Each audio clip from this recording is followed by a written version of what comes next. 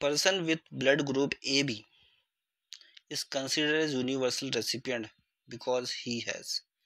एक पर्सन है, उसका ब्लड ग्रुप है ए बी, उसको कहा जाता है यूनिवर्सल रेसिपिएंट क्योंकि इसके अंदर होता है, क्या होता है अब उसके अंदर ये बताना है। पहला ऑप्शन कहता है कि both A and B antigen और आरबीसी की, उसके आरबीसी के ऊपर ए और बी दोनों के दोनों एंटीजन होते हैं, बट मगर no antibodies in the plasma, उसके प्लाज्मा में कोई एंटीबॉडीज नहीं होती है।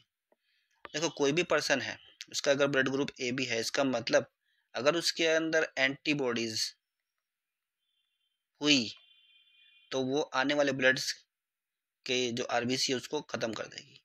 तो ज़रूरी है कि इसके अंदर कोई भी एंटीबॉडीज़ ना हो ताकि ए ब्लड ग्रुप आए, बी ब्लड ग्रुप आए, ए बी आए या ओ ब्लड ग्रुप आए, कोई सा भी ब्लड ग्रुप इसके अंदर अगर कोई ब्लड दे देता है, ठीक है, तो सबको एक्सेप्ट कर पाए। एक्सेप्ट तभी कर पाएगा जब इसके अंदर एंटीबॉडीज़ नहीं होगी।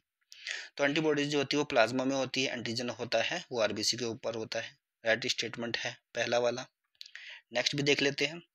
Both A and B antibodies in the plasma, कि दोनों की दोनों एंटीबॉडीज जो है प्लाज्मा में। देखो प्लाज्मा के अंदर एंटीबॉडीज होना जरूरी, मतलब नहीं होना चाहिए। अगर होगा तो क्या होगा, जो आने वाला ब्लड है उसकी आरबीसी को ये डैमेज कर देगा एंटीबॉडीज।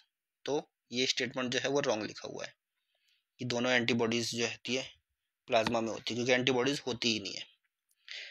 नो एंटीजन और आरबीसी, देखो आरबीसी के ऊपर एंटीजन होता है, ए होता है, बी होता है, but no antibodies in the plasma, plasma के अंदर कोई एंटीबॉडीज नहीं होती, ये भी ठीक है, बट ये वाला स्टेटमेंट जो है आगे वाला ये गलत लिखा हुआ था।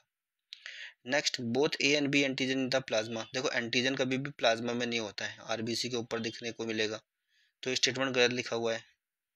बट नो एंटीबॉडीज, पर कोई एंटीबॉडीज नहीं होती है प्लाज्मा में, ठीक है, तो ये स्टेटमेंट जो है राइट लिखा हुआ है।